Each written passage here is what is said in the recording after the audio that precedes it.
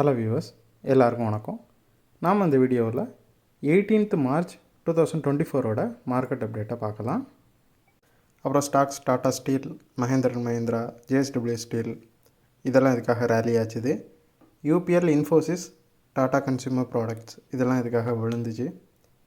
எஃப்ஐஎஸ்டிஎஸ் இவங்கெல்லாம் வந்து எவ்வளோ க்ரோர்ஸ்க்கு ஸ்டாக்ஸை பை அண்ட் செல் பண்ணியிருக்கிறாங்க. யூஎஸ் மார்க்கெட் இதுக்காக ரேலி ஆச்சுது.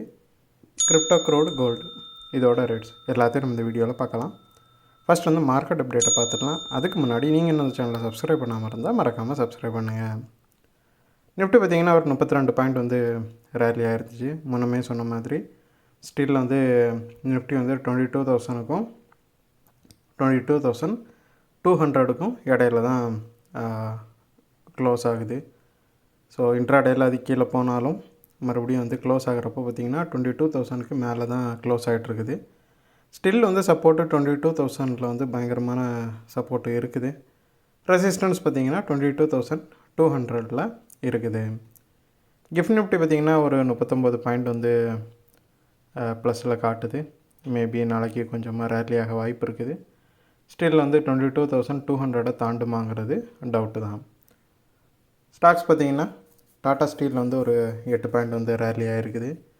ஸோ இது எதனாலன்னு பார்த்தோம் அப்படின்னா, சைனாவில் இண்டஸ்ட்ரியல் க்ரோத் அவுட்புட் வந்து வந்துருந்துச்சு.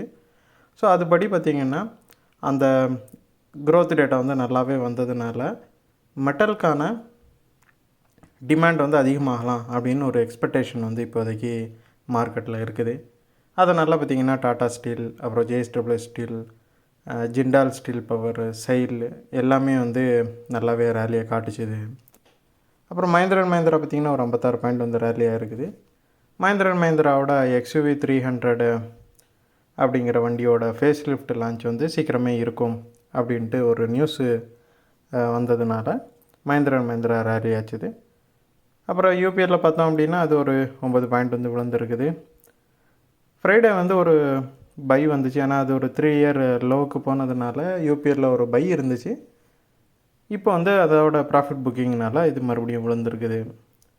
இன்ஃபோசிஸ் பார்த்தோம் அப்படின்னா இன்ஃபோசிஸில் வந்து ரீசெண்டாக ஒரு ரேன்சம்வேர் அட்டாக், அதாவது அவங்களோட யூஎஸ் சப்சிடரியில் ஒரு ரேன்சம்வேர் அட்டாக் நடந்ததாகவும் அதனால் அவங்களுக்கு வந்து ஒரு 250 கோடிக்கு லாஸ் ஏற்பட்டதாகவும் அவங்க வந்து வெளிப்படுத்தியிருந்தாங்க. ஸோ இந்த அட்டாக் வந்து லாஸ்ட் இயரோட எண்டில் நடந்ததாக சொல்லியிருக்கிறாங்க. ஸோ இந்த நியூஸ்னால அவங்களுக்கு ஒரு 250 கோடி நஷ்டம் ஆயிருக்கு அப்படின்னு அவங்க சொன்னதுனால இன்ஃபோசிஸ் கொஞ்சமாக விழுந்துருக்குது.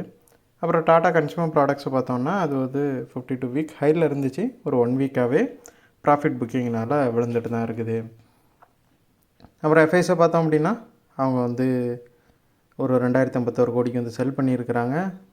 வெள்ளிக்கிழமை பை பண்ணாங்க, இப்போ மறுபடியும் செல் பண்ணியிருக்கிறாங்க. டிஎஸை பார்த்தோம் அப்படின்னா வெள்ளிக்கிழமை செல் பண்ணியிருந்தாங்க, மண்டே பை பண்ணியிருக்கிறாங்க. அவங்க 2,260 கோடிக்கு வந்து பை பண்ணியிருக்கிறாங்க.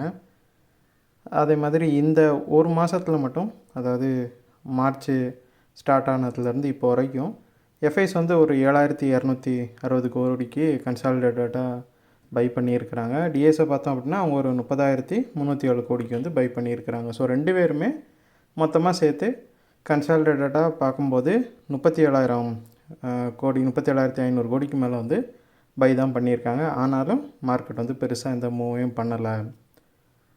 அப்புறம் யூஎஸ் மார்க்கெட்டை பார்த்தோம் அப்படின்னா டவ் வந்து ஒரு 114 பாயிண்ட் ரேலியாக இருக்குது. S&P 500 ஒரு 36 பாயிண்ட் ரேலியாக இருக்குது. நாஸ்டாக் வந்து ஒரு 172 பாயிண்ட் வந்து ரேலியாக இருக்குது. இது எதனாலன்னு பார்த்தோம் அப்படின்னா மெகா கேப்ஸ்ன்னு சொல்கிற எல்லா ஸ்டாக்ஸுமே வந்து நல்ல ரேலியை கொடுத்துருந்துச்சு. அது மட்டும் இல்லாமல் அதில் முக்கியமான ஸ்டாக்ஸ் பார்த்தோம்னா NVIDIA வந்து அவங்களோட ஒரு AI ஈவெண்ட்டு ஸ்டார்ட் பண்ண போகிறாங்க. அதுக்கு முன்னாடி வந்து இது நல்லா ரேலியாக இருக்குது. அது மட்டும் இல்லாமல் கூகுளோட பேரண்ட் கம்பெனியான ஆல்ஃபாபெட் வந்து நல்ல ரேலியை கொடுத்துருக்குது. அது எதனாலன்னு பார்த்தோம் அப்படின்னா ப்ளூம்பர்க் அப்படிங்கிற ஒரு பத்திரிக்கையில் வந்து அவங்க ஒரு ரிப்போர்ட் கொடுத்துருக்காங்க. அதுபடி ஆப்பிள் வந்து கூகுள் கூட வந்து ஒரு பேச்சுவார்த்தை நடத்திட்டு இருக்கதா சொல்கிறாங்க. கூகுளோட அந்த ஜெமினி அப்படிங்கிற AI இன்ஜின் வந்து அவங்களோட நெக்ஸ்ட் ஐஃபோனில் அதை இன்க்ளூட் பண்ணுறதுக்கு வந்து அவங்க பேச்சுவார்த்தை போயிட்டுருக்கிறதா சொல்கிறாங்க. அந்த நியூஸ்னால பார்த்திங்கன்னா ஆல்ஃபாபெட் வந்து நல்லாவே ரேலி ஆச்சுது. அப்புறம் டெஸ்லா வந்து அவங்களோட மாடல் ஒய் வெஹிக்கிள்ஸ்க்கு எல்லாமே வந்து ரேட் ஹைக் பண்ண போகிறதா சொல்லியிருக்காங்க. அதோட ரேட்ஸ் எல்லாத்தையும் இன்க்ரீஸ் பண்ண போகிறதா சொல்லியிருக்காங்க. அதனால் டெஸ்லா ஒரு 6% வந்து இன்க்ரீஸ் ஆகிருந்துச்சு. ஸோ இந்த மாதிரி நிறையா நியூஸஸ்னால யூஎஸ் மார்க்கெட் நல்லாவே ரேலி ஆச்சுது. அப்புறம் கிரிப்டோவை பார்த்தோம் அப்படின்னா அது ஒரு 862 பாயிண்ட் வந்து விழுந்திருக்குது. 67,528 இருக்குது. இது வந்து ப்ராஃபிட் புக்கிங் தான் இன்னும் பிட்காயினில் போயிட்டே இருக்குது. இன்னொரு ரிப்போர்ட் என்ன சொல்கிறாங்கன்னா, மண்டே டியூஸ்டே இந்த 2 நாள்லையும் எந்த அளவுக்கு இடிஎஃப்பில் வந்து அமௌண்ட் வந்து உள்ளே வருதோ, எவ்வளோக்கு இடிஎஃப் வந்து வாங்கப்படுதோ அதை பொறுத்து தான் இனிமேல் கிரிப்டோவோட ரேலி இருக்குன்னு சொல்கிறாங்க. ஒருவேளை இந்த 2 நாள்லையும் பெரிய அளவுக்கு இடிஎஃப்பில் யாரும் மக்கள் பணம் போடலைன்னா கிரிப்டோ இன்னும் கரெக்டாகி 48,000 வரைக்கும் கூட போகலாம் அப்படின்னு சில பேர் சொல்லிகிட்டு இருக்கிறாங்க. அப்புறம் க்ரூடு பார்த்தோம் அப்படின்னா அது ஒரு $1.6 பெர் பேரல் வந்து இன்க்ரீஸ் ஆகிருக்குது. 86.93 இருக்குது ஒரு பேரல் க்ரூடு. இதுக்கான ரீசன் என்னன்னு பார்த்தோம் அப்படின்னா ஈராக் அப்புறம் சவுதி அரேபியாவிலேருந்து எக்ஸ்போர்ட் வந்து ரொம்பவே கம்மியாக இருக்குது. அது மட்டும் இல்லாமல் சைனாவில் வந்து நான் ஃபஸ்ட்டே சொன்ன மாதிரி சைனாவில் இந்த இண்டஸ்ட்ரியல் க்ரோத்து அதிகமாக இருக்கிறத ஒரு ரிப்போர்ட் வந்துச்சு இல்லை. அதனால் சைனாவில் டிமாண்ட் வந்து அதிகமாகலாம் அப்படின்ட்டும் மார்க்கெட்டை திடீர்னு எக்ஸ்பெக்ட் பண்ணுறதுனால க்ரூடோட ரேட் வந்து இன்க்ரீஸ் ஆகிருக்குது. அப்புறம் கோல்டை பார்த்தோம் அப்படின்னா அது ஒரு 4 பாயிண்ட் வந்து இன்க்ரீஸ் ஆகி 2163 ஒரு அவுன்ஸ் கோல்டு வந்து ட்ரேட் ஆகிட்டுருக்குது.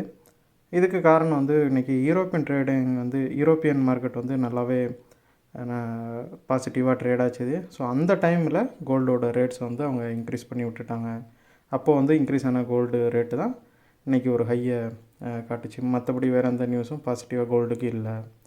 ஸோ இந்த வீடியோவில் நான் உங்களுக்கு கொடுத்த இன்ஃபர்மேஷன்ஸ் எல்லாம் கண்டிப்பாக ஹெல்ப்ஃபுல்லாக இருக்கும்னு நான் நம்புகிறேன். இது உங்களோட ஃபியூச்சர் ட்ரேடிங் செஷனுக்கு கண்டிப்பாக ஹெல்ப் பண்ணும். இந்த வீடியோ உங்களுக்கு பிடிச்சிருந்துச்சின்னா லைக் பண்ணுங்கள், ஷேர் பண்ணுங்கள், மறக்காம சேனலுக்கு சப்ஸ்கிரைப் பண்ணுங்கள். அப்படியே இந்த பெல் ஐக்கானை கிளிக் பண்ணிங்கன்னா டெய்லி அப்டேட்ஸ் தவறாமல் கிடைக்கும். தேங்க்ஸ் ஃபார் வாட்சிங், கீப் சப்போர்ட்டிங். நான் இன்னொரு வீடியோவில் உங்களை சந்திக்கிறேன். தேங்க்யூ.